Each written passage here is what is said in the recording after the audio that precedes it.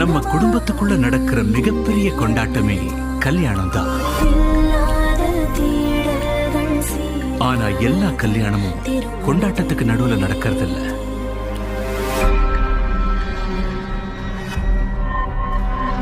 கெட்டி மேளம், கெட்டி மேளம்.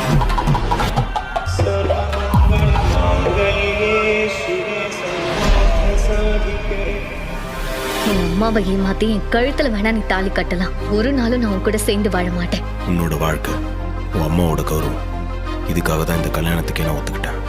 இப்ப மட்டும் ராஜா உன் கழுத்துல தாலி கட்டலைனா உறவுன்னு அவ பேரனை கூட்டிட்டு வந்து இங்க நின்னு இருப்பா. உன் பொண்ணு கழுத்துல தாலி கட்டுறதே என் பேரன் தாண்டி.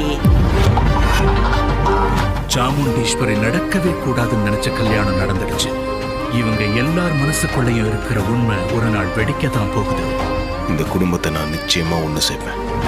பல திருப்பங்களை ஏற்படுத்த போகும் கார்த்திக் ரேவதி திருமணம் இந்தியாவின் நம்பர் 1